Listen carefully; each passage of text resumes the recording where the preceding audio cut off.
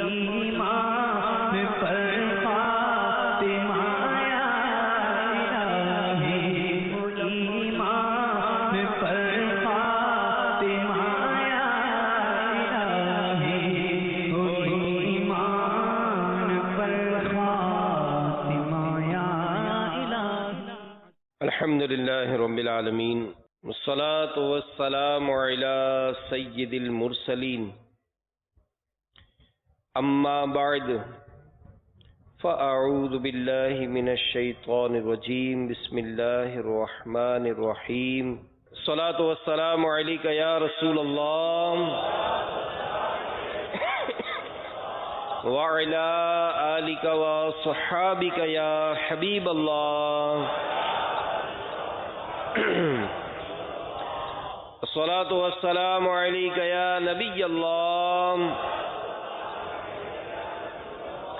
وعلی آلک وصحابک یا نور اللہ۔ نویت سنت الاعتکاف، فرمان مصطفیٰ صلی اللہ تعالی علیہ وآلہ وسلم، نیت المؤمن خیر من عملہ، مسلمان کی نیت اس کے عمل سے بہتر ہے۔ اللہ کی رضا کے لیے، ثواب بڑھانے کے لیے آئیے کچھ اچھی نیتیں کر لیتے ہیں۔ رضا الہی کے لیے، حصول ثواب کے لیے، علم دین حاصل کرنے کے لیے بیان میں شریک رہوں گا۔ تعظیم علم دین کی خاطر جتنا ہو سکا دوزانوں بیٹھ کر خوب کان لگا کر توجہ کے ساتھ بیان سنوں گا۔ جو باتیں سنوں گا اسے یاد رکھوں گا، عمل کروں گا، دوسروں تک پہنچانے کی کوشش کروں گا۔ حضور پاک صاحب الاولاق صلی اللہ تعالی علیہ وآلہ وسلم کا فرمان تقرب نشان ہے۔ بروز قیامت لوگوں میں میرے قریب تر وہ ہوگا جس نے دنیا میں مجھ پر زیادہ درود پاک پڑھے ہوں گے۔ اور درود پاک کے حوالے سے حضرت سیدنا علامہ عبد الرؤف مناوی علیہ رحمۃ اللہ الہادی فرماتے ہیں کہ شفاعت اور مختلف بھلائیوں کا زیادہ حقدار وہ ہوگا جو دنیا میں درود کی کثرت کرے گا، کیونکہ درود کی کثرت سے یہ معلوم ہوتا ہے کہ انسان کے عقیدے میں پختگی، نیت اچھی اور محبت سچی ہے، اور جس میں یہ ساری خصلتیں ہوں تو وہی قرب کا زیادہ حقدار ہوتا ہے۔ اور مفسر شہیر حکیم الامت مفتی احمد یار خان علیہ رحمۃ الحنان اس حدیث پاک کے تحت لکھتے ہیں کہ قیامت میں سب سے زیادہ آرام میں وہ ہوگا جو حضور علیہ الصلاۃ والسلام کے ساتھ رہے۔ وہ زیادہ آرام میں ہوگا جو حضور علیہ الصلاۃ والسلام کے ساتھ رہے، اور حضور علیہ الصلاۃ والسلام کی ہمراہی ساتھ نصیب ہونے کا ذریعہ درود شریف کی کثرت ہے۔ اس سے معلوم ہوا کہ درود شریف یہ بہترین نیکی ہے کہ تمام نیکیوں سے جنت ملتی ہے، اور اس سے بزم جنت کے دولہا اللہ کی رحمت سے تو جنت ہی ملے گی، اللہ کی رحمت سے تو جنت ہی ملے گی، اے کاش محلے میں جگہ ان کے ملی ہو۔ صلو علی الحبیب صلی اللہ تعالی علی محمد وعلی آلہ وصحبہ وبارک وسلم۔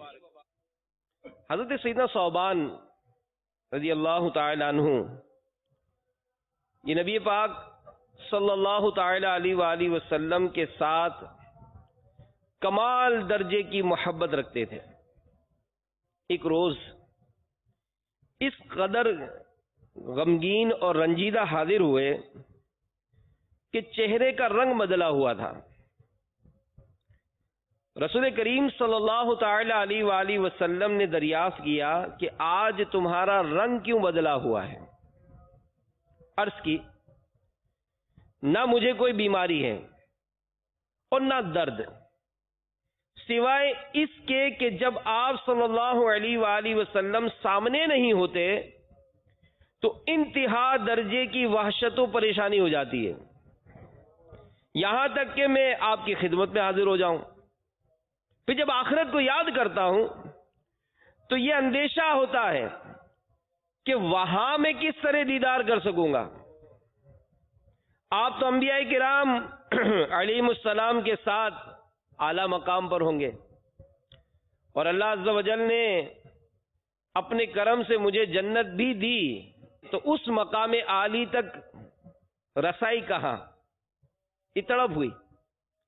اس پر قرآن پاک کی سورہ نساء آیت نمبر 69 پارہ 5 اس کی آیت کریمہ نازل ہوئی. وَمَن يُطِعِ اللَّهَ وَالرَّسُولَ فَأُولَئِكَ مَعَ الَّذِينَ أَنْعَمَ اللَّهُ عَلَيْهِم مِّنَ النَّبِيِّينَ وَالصِّدِّيقِينَ وَالشُّهَدَاءِ وَالصَّالِحِينَ وَحَسُنَ أُولَئِكَ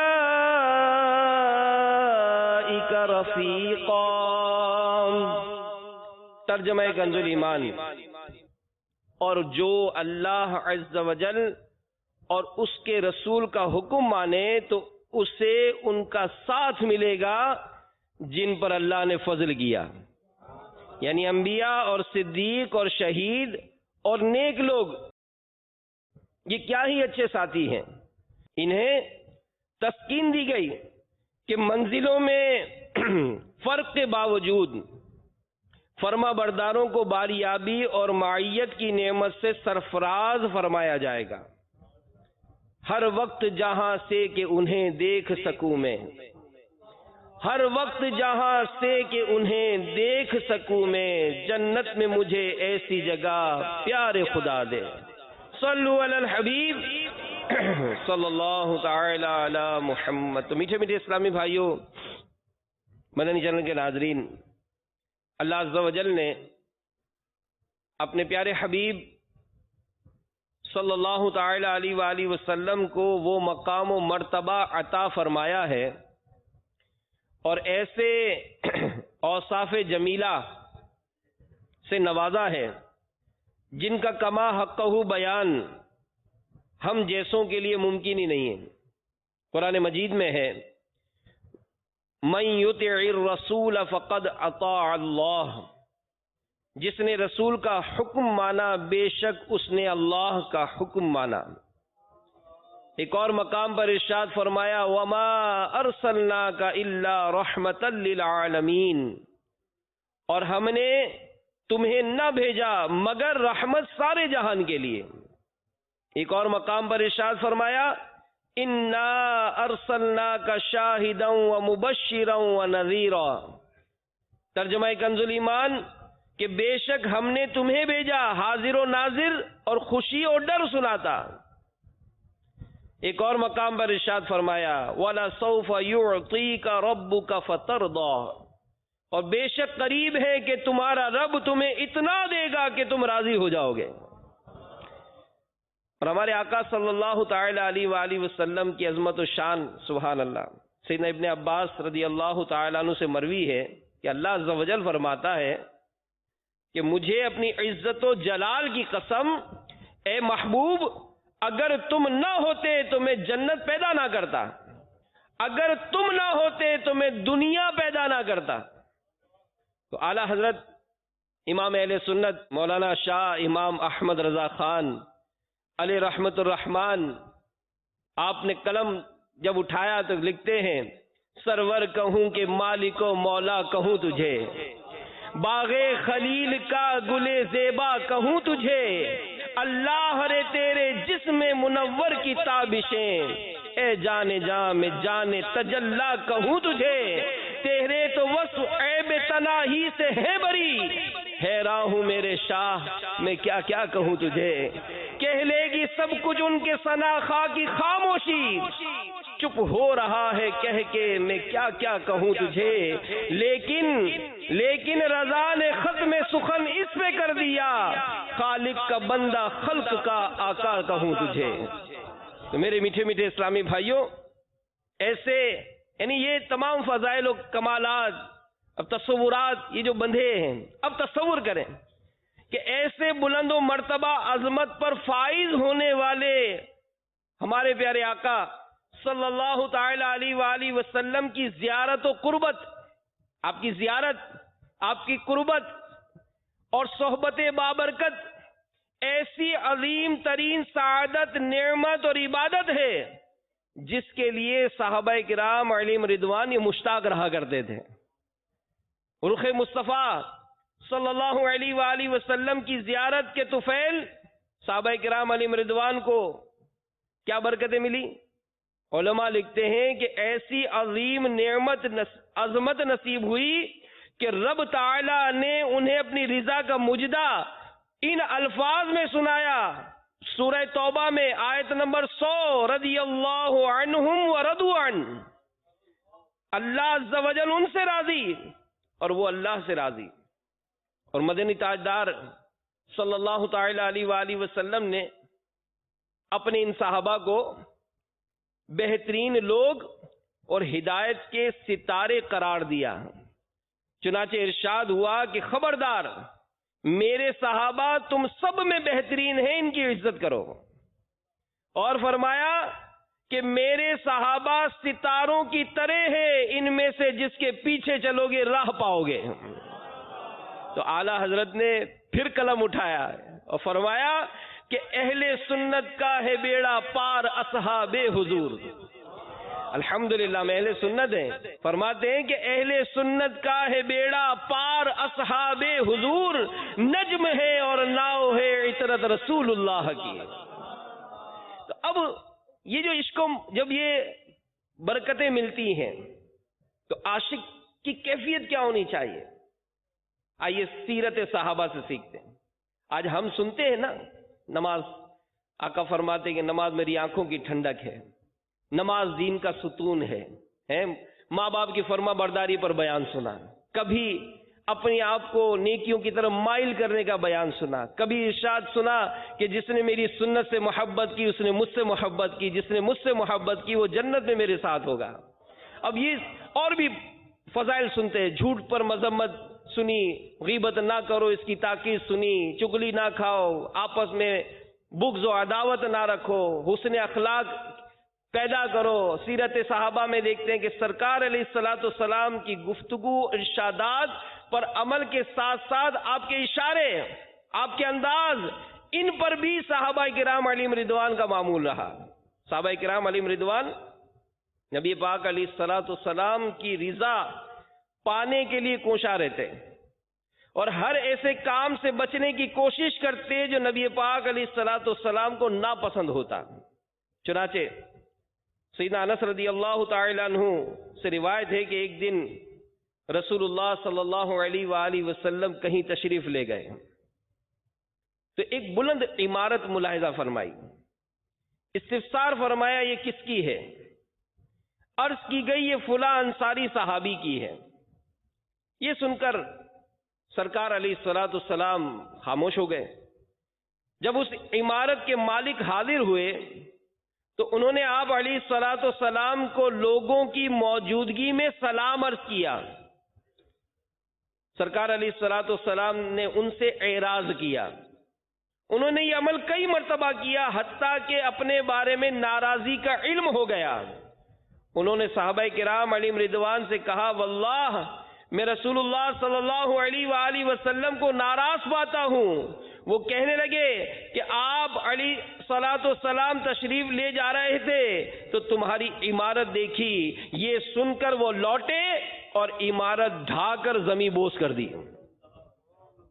نبی پاک علیہ الصلوۃ والسلام کی عاشق صحابہ کرام آقا کریم صلی اللہ علیہ وآلہ وسلم کا قرب پانے کے لیے بے چین رہتے، اور اگر کہیں نبی پاک علیہ الصلوۃ والسلام تشریف لے جاتے تو صحابہ کرام علیہم رضوان فراق میں بے چین ہو جاتے اور معطر و معنبر فضاؤں سے پوچھ پوچھ کر، کیا خوبصورت جملہ ہے، معطر و معنبر فضاؤں سے پوچھ پوچھ کر رحمت عالمیان صلی اللہ علیہ وآلہ وسلم کو تلاش کرنے میں کامیاب ہو جاتے۔ کیا بات! سیدنا ابراہیم نخعی رضی اللہ تعالی عنہ فرماتے ہیں، کیا بات ہے کہ رات کے وقت رسول اللہ صلی اللہ علیہ وآلہ وسلم کو اعلیٰ مہک سے تلاش کیا جاتا تھا۔ میرے آقا خوشبودار تھے، معطر تھے، معنبر تھے۔ اور سیدنا جابر رضی اللہ تعالی عنہ فرماتے ہیں کہ بِإِذْنِ پروردگار دو عالم کے مالک و مختار صلی اللہ علیہ وآلہ وسلم جس راستے سے بھی گزر جاتے تو بعد میں گزرنے والا آپ صلی اللہ علیہ وآلہ وسلم کے مبارک پسینے کی اعلیٰ مہک کی وجہ سے پہچان جاتا تھا کہ یہاں سے میرے آقا علیہ الصلوۃ والسلام گزرے ہیں۔ گزرے جس راہ سے وہ سید والا ہو کر، رہ گئی ساری زمین عنبر سارا ہو کر۔ صلو علی الحبیب صلی اللہ تعالی علی محمد وعلی آلہ وصحبہ وبارک وسلم۔ تو اب ان عاشقان، ان محبت کرنے والوں کو پیارے آقا صلی اللہ علیہ وآلہ وسلم کی طرف سے عنایتیں کیا کیا ہوتی تھیں؟ سبحان اللہ۔ نبی پاک علیہ الصلوۃ والسلام اپنے جانثار و وفادار صحابہ علیہ رضوان سے محبت و الفت کے اظہار اور ان کو نوازنے میں کمی نہیں کی۔ یہاں یہ سیرت کے جو بیانات ہوتے ہیں ان کو ہم بھی اپنی ذات کے متعلق سوچیں کہ نبی پاک علیہ الصلوۃ والسلام کے وہ کون سے اوصاف تھے جو لوگوں کو اتنا قریب کرتے تھے، کیا کیا وہ انداز ہوتے تھے جس سے وہ معاملات کرنے والا بہت زیادہ قرب پانے کی کوشش کرتا تھا۔ اب دیکھیں عنایتیں کیسی ہوتی تھی۔ چنانچہ فرمایا ہر نبی کے دو وزیر ہیں، دو آسمان میں اور دو زمین میں۔ آسمان میں میرے دو وزیر جبریل اور میکائیل ہیں، اور زمین میں میرے دو وزیر ابو بکر و عمر ہیں۔ ایک اور مقام پر ارشاد فرمایا کہ ہر نبی کا ایک رفیق ہوتا ہے، اور جنت میں میرے رفیق عثمان ہیں۔ ایک اور مقام پر فرمایا، اب دیکھیں مختلف صحابہ کو مختلف انداز سے نوازتے ہیں۔ فرمایا کہ میں علم کا شہر ہوں اور علی اس کا دروازہ ہے۔ سیدنا سعید بن زید رضی اللہ تعالیٰ عنہ فرماتے ہیں کہ رسول کریم صلی اللہ تعالیٰ علیہ وآلہ وسلم نے فرمایا کہ 10 آدمی جنتی ہیں، ابو بکر جنتی ہیں، عمر جنتی ہیں، عثمان، علی، زبیر، طلحہ، عبد الرحمن بن عوف، ابو عبیدہ بن جراح اور سعد بن ابی وقاص جنتی ہیں۔ حضرت سیدنا سعید بن زید رضی اللہ تعالیٰ عنہ 9 افراد کے نام بتا کر 10ویں پر خاموش ہو گئے۔ لوگوں نے کہا کہ ہم آپ کو اللہ عز و جل کی قسم دے کر پوچھتے ہیں کہ 10واں کون ہے؟ فرمایا تم نے مجھے قسم دی ہے تو سنو، 10واں ابو الاعور ہے، آپ ہی تھے۔ سبحان اللہ۔ حضرت سیدنا سعد بن ابی وقاص رضی اللہ تعالیٰ عنہ فرماتے ہیں کہ غزوہ احد میں رسول اللہ صلی اللہ علیہ وآلہ وسلم تیر نکال نکال کر مجھے عطا کرتے رہے اور فرمایا اے سعد تیر چلاؤ، میرے ماں باپ تم پر فدا ہوں۔ ایک صحابی رضی اللہ، یہ تعلیم و درس و تعلیم کی انداز میں ایک صحابی رضی اللہ تعالیٰ نے فرمایا کہ خدا کی قسم میں تم سے محبت کرتا ہوں۔ نبی پاک علیہ الصلوۃ والسلام فرمایا خدا کی قسم میں تم سے محبت کرتا ہوں۔ کاکا خدا کی قسم میں بھی آپ سے محبت کرتا ہوں۔ پھر دعا تعلیم ارشاد فرمائی کہ جب بھی نماز ادا کرو تو یہ دعا ضرور پڑھ لیا کرو، ربی اعنی علی ذکرک و شکرک و حسن عبادتک۔ تو یہ سیرت کے ایسے بہت سارے پہلو ہیں کہ جس میں ہمیں بھی تربیت کے مدنی پھول ملتے ہیں کہ جن سے ہمیں محبت ہو، جو ہمارا قرب پاتے ہو تو ان کو اچھے نام سے پکارا جائے، اوے ابے تبے۔ یہ انداز یہ تو بازاری انداز ہے۔ ایک عاشق رسول یہ تو آقا کریم علیہ الصلوۃ والسلام کی پیاری پیاری اداؤں کو اپناتا ہے، اس سیرت کے ان مبارک پہلوؤں سے وہ تربیت حاصل کرتا ہے اور پھر اپنی زندگی میں اپنانے کی کوشش کرتا ہے۔ ام دردہ ابو دردہ سے عرض کرتی ہیں کہ میں جب بھی آپ کو دیکھتی ہوں آپ مسکرا کر باتیں کرتے ہیں، ایسا کیوں؟ تو فرمایا کہ میں نے نبی پاک علیہ الصلوۃ والسلام کو جب بھی دیکھا مسکراتے ہوئے گفتگو کرتے دیکھا۔ اے عاشقان رسول، کیا ہمارا انداز نہیں ہونا چاہیے مسکرانے کا؟ منہ پھلا کر بات کریں، یا بات کرتے ہیں مسکرا کر تو صرف دکانوں پہ کرتے، دیگر پورے محلے سے کریں گے، اپنے سگے بھائیوں سے نہیں کریں گے، سارے بزرگوں کی عزت کریں گے، اپنے والد صاحب کی عزت نہیں کریں گے. ایسا نہیں، ایسا خوش اخلاق، ملنسار، ایک عاشق رسول، محبت کرنے والوں. اور اے دعوت اسلامی کے مدنی ماحول سے وابستہ اسلامی بھائیوں، ہمیں تو نیکی کی دعوت کو عام کرنا ہے، ہمیں تو مسجد بھرو تحریک کا مطلب ایک بنیادی کردار ادا کرنا ہے. ایک تعداد ہے جو نمازوں سے دور ہے، آخر وہ کون سے اوصاف ہوں گے کہ جس سے یہ بے نمازی نمازی بن جائے؟ تو پھر اپنی ذات پر غور کریں کہ اگر آج ہم دعوت اسلامی کی ماحول میں، مدنی ماحول میں آ گئے، اجتماعات میں شرکت ہو رہی ہے، مدنی قافلے میں سفر ہو رہا ہے، یہ کیسے ہوا؟ پرانے دور کی بات یاد آئے گی کہ کوئی تھا اسلامی بھائی جو ہمیں بلانے آتا تھا، ہمیں دعوت دیتا تھا، ہمیں اجتماع میں لے کر جاتا تھا، ہمیں دعائیں سکھاتا تھا، ہمیں قرآن پڑھاتا تھا، ہمیں معمولات سنت اور آداب سکھاتا تھا، ہمیں مدنی قافلے میں سفر کراتا تھا. جب ہم نے داڑھی سیلی سجائی اس نے حوصلہ افزائی کروائی تھی، جب امامہ شریف پہلی دفعہ باندھا تھا بہت سے لوگوں نے دکھ دیے تھے، تکلیف دیے تھے، لیکن کوئی تو تھا جس نے سینے سے لگا کر مبارکباد دی تھی. تو وہ جو انداز تھا اس اسلامی بھائی کا، تو اس اسلامی بھائی نے کھینچ کر ہمیں اس جگہ پر کھڑا کر دیا. اس مدنی ماحول سے ہم وابستہ ہو گئے تو اے عاشقان رسول، پھر ہمارا کردار کہاں ہے؟ کسی کی انفرادی کوشش سے ہم تو عید کی نماز نہیں پڑھتے تھے، 5 ٹائم کی نماز پڑھتے ہیں، آخر ہم کب وہ کوشش کریں گے کہ کوئی اس طرح کا بے نمازی نمازی بن جائے؟ ہم تو گھروں میں گرے پڑے رہتے تھے، فجر میں آنکھ ہی نہیں کھلتی تھی. کوئی تو تھا جو گھر پر آ کر دستک لگا کر آوازیں دے دے کر ہم کو اٹھاتا تھا، ہمیں فجر کی نماز پر لے جانے والا بنا. کیا آج ہمارے کردار نہیں ہونا چاہیے کہ ہم بھی وہ انداز اختیار کریں؟ اپنی مسجدوں کی ویرانی دیکھ کر ہم اپنے دل کو جلائیں؟ پیارے آقا علیہ الصلوۃ والسلام کی یہ امت جو گناہوں میں مبتلا ہے، سنتوں سے دور ہے، انہیں نیکی کی دعوت دینے کا جذبہ کون پیدا کرے گا؟ کون اس معاملے پر آگے بڑھے گا؟ آج علم دین سے دوری ہے، کون ہے وہ؟ کون جو اس علم دین حاصل کرنے کے لیے رغبت دلائے گا؟ تو ہم پیارے آقا صلی اللہ تعالی علیہ وآلہ وسلم سے محبت کرتے ہیں.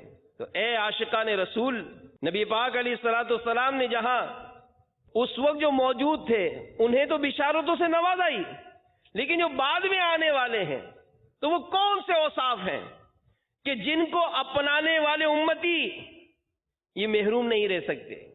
اور اس معاملے میں چند ایک آج تو خیر ایک ہی پر بیان ہو سکے گا کہ وہ کون سے اوصاف ہیں کہ جن کو اپنانے سے ہمیں بھی قیامت کے دن قرب مصطفیٰ صلی اللہ علیہ وآلہ وسلم مل سکتا ہے. وہ کون سی باتیں ہوں گی کہ جن کو اپنانے سے ہم بھی آقا علیہ الصلوۃ والسلام کے پیارے بن جائیں گے؟ ہم بھی پیارے بن سکتے ہیں کہ اللہ کا محبوب بنے جو تمہیں چاہے، اللہ کا محبوب بنے جو تمہیں چاہے، اس کا تو بیان ہی نہیں، تم جسے چاہو. تو آقا جس کو پسند فرماتے ہیں، آقا جس کو پسند فرماتے ہیں وہ کون کون لوگ ہیں؟ ان میں سے چند ایک کا بیان یہ انشاءاللہ اب کچھ سلسلوں میں کریں گے. نبی پاک علیہ الصلوۃ والسلام کا فرمان رحمت نشان ہے، ہم میں سے نہیں مگر عالم اور طالب علم دین. ہم میں سے نہیں مگر عالم اور طالب علم، یعنی طالب علم دین. تو علم دین سیکھنے والوں کو مبارک ہو کہ تم سے سرکار علیہ الصلوۃ والسلام بڑا پیار کیا کرتے ہیں. بلا شبہ علم دین سیکھنے سکھانے کی بڑی اہمیت ہے، اور اس کے لیے خاص تاکید کی گئی ہے. جیسا کہ میں نے ابھی کچھ ہی دیر پہلے عرض کیا کہ یہ جو درس و بیان کیا جاتا ہے، بھئی درس فیضان سنت ہوتا ہے مساجد میں. شیطان نے سستی دلا دی، پہلے درس دیتے تھے اب نہیں دیتے، پہلے درس میں بیٹھتے تھے اب نہیں بیٹھتے. چلیں ذہن بنائے کہ انشاءاللہ کم از کم روزانہ درس دوں گا یا سنوں گا. مسجدیں آباد ہوتی ہیں، علم دین سکھانے کا ایک بہترین ذریعہ ہے. مدنی چینل کے ناظرین بھی کر سکتے ہیں، اپنے گھر میں درس فیضان سنت کا آغاز کر سکتے ہیں. اپنے علاقے کی مسجد میں درس نہیں ہوتا تو آپ خود دیں، اور الحمدللہ امیر اہل سنت نے جو اس میں کتابیں لکھی ہیں، فیضان سنت جلد اول بہترین مواد ہے، غیبت کی تباہ کاریاں بہترین مواد ہے، نیکی کی دعوت بہترین مواد ہے. تو شاید یہی کتابیں اگر شروع سے آخر تک ختم کریں تو ایک ایک کتاب 2-2 سال میں ختم ہوگی، تو جو 4-5 سال گزر جائیں گے. تو یوں مطلب اپنی مساجد میں، اپنے گھروں میں، اپنے دفاتر میں، اپنی مارکیٹ میں علم دین عام کرنے کے لیے درس فیضان سنت. مزید ہم علم دین حاصل کر لیں، اس کے لیے کچھ کوشش تو کرنی پڑے گی نا. اب کسی سے پوچھے آپ نے کیا پڑھا ہے، تو جی میں نے تو گریجویشن کیا ہے. آپ نے کیا کیا ہے؟ میں نے ماسٹرز کیا ہے. آپ نے میں نے یہ ڈگری حاصل کی ہیں. اب یہ ڈگریاں کتنے دن میں حاصل کی؟ وہ جی بہت سال لگ گئے ہم کو، تو ہم تو 18 سال سے پڑھ رہے ہیں. 18 سال سے پڑھ رہے ہیں دنیا کا تعلیم، دین کی تعلیم کے لیے صرف 63 دن. اب اس میں ہمارے قدم رکتے ہیں. ہم پر عائد فرض علوم یہ ہم سیکھ نہیں پائے. وضو کا طریقہ جب بیان ہوتا تھا تو اسلام میں حیرت سے دیکھتے تھے، اچھا وضو میں یہ بھی احتیاط کرنی ہے. امیر اہل سنت بھی بسا اوقات مدنی مذاکرے میں اس بات کی تربیت فرماتے ہیں کہ ہمیں بسم اللہ الرحمن الرحیم بھی درست بسا اوقات پڑھ نہیں پاتے. السلام علیکم ورحمۃ اللہ وبرکاتہ یہ درست کہنا نہیں آتا ہے. ما شاء اللہ یہ درست کہنا نہیں آتا ہے. سبحان اللہ اس کی بار بار تکرار کراتے ہیں، کیوں کہ ہمیں احساس ہو کہ ہم علم دین کی تعلیم سے میرے میٹھے میٹھے اسلامی بھائیوں بہت دور ہو گئے. اور اس کی فضیلت ہم سن رہے ہیں کہ نبی پاک علیہ الصلوۃ والسلام کا فرمان عظمت نشان ہے، عالم بن یا متعلم، یا علمی گفتگو سننے والا، یا علم سے محبت کرنے والا، اور 5واں یعنی علم اور عالم سے بغض رکھنے والا نہ بن کہ ہلاک ہو جائے گا. تو علم حاصل کرنے کی بڑے فضائل ہیں. سیدنا ابو العالیہ رحمت اللہ تعالی علیہ فرماتے ہیں کہ میں حضرت سیدنا ابن عباس رضی اللہ تعالی عنہ کی خدمت میں حاضر ہوا. وہ اپنی چارپائی پر بیٹھے ہوئے تھے، ان کے ارد گرد قریش کے لوگ بیٹھے ہوئے تھے.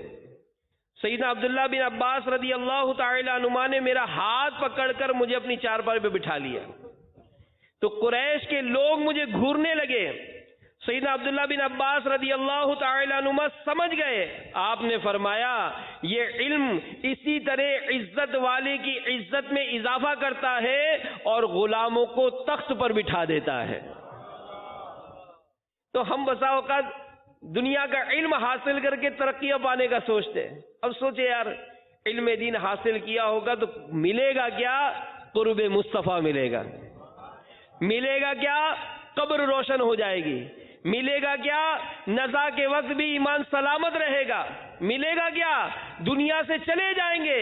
جن جن کو یہ علم سکھایا ہوگا وہ عمل کرتے رہیں گے، ہمیں ان کا ثواب قبروں میں بھی ملتا رہے گا. ایسا سودا نہ کیا جائے، نمازیں نہ سیکھ کر سکھائی جائیں، قرآن نہ سیکھ کر سکھایا جائے.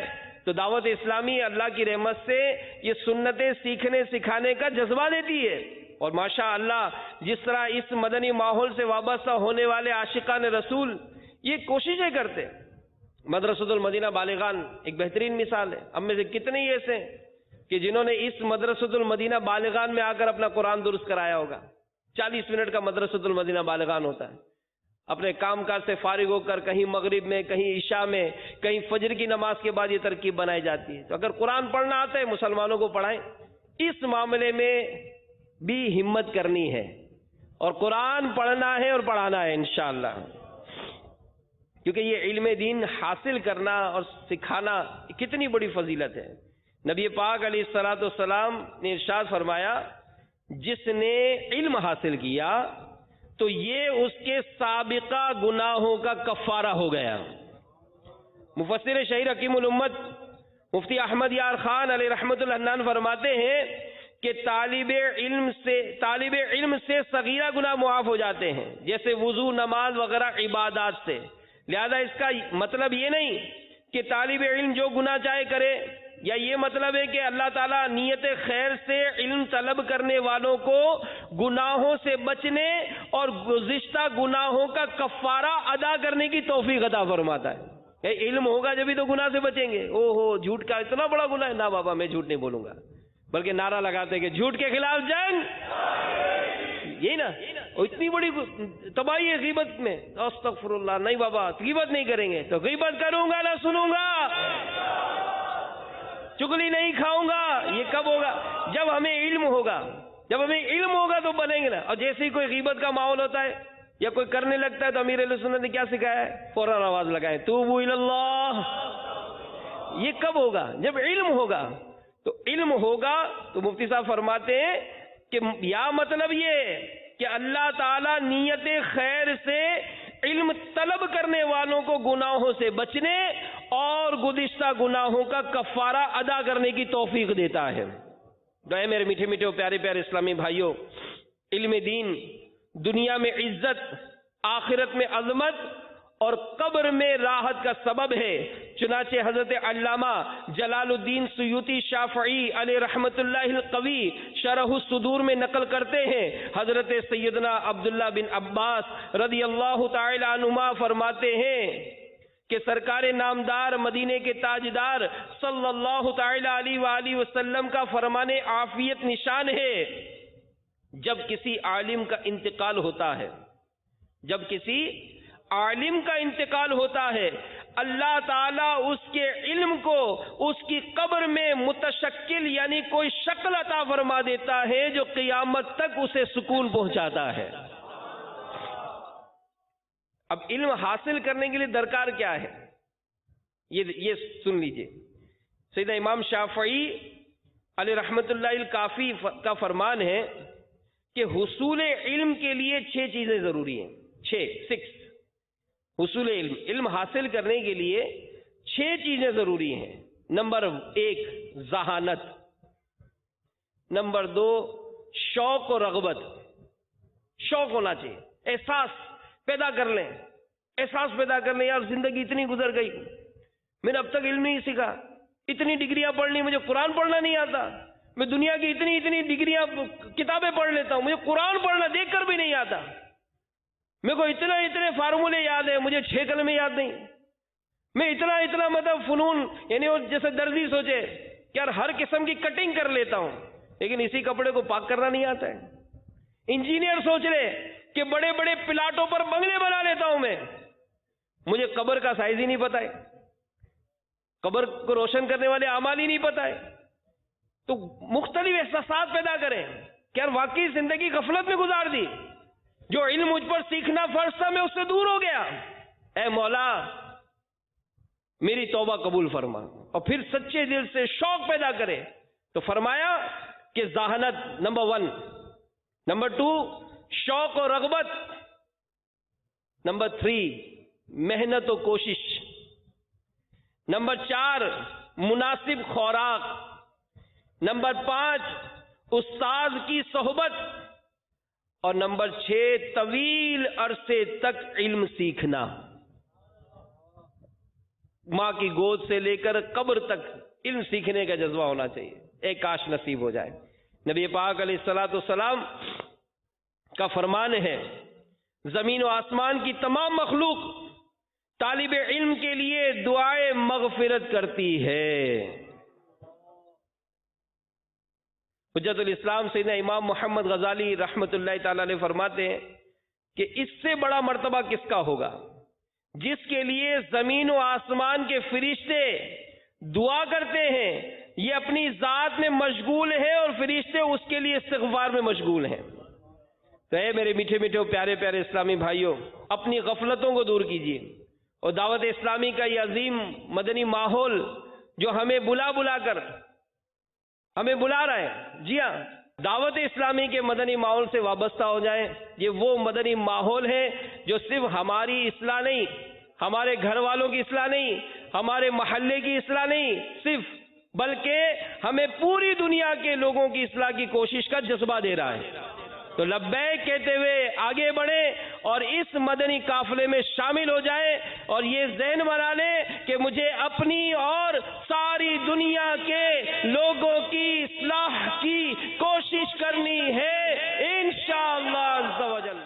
ایمان پر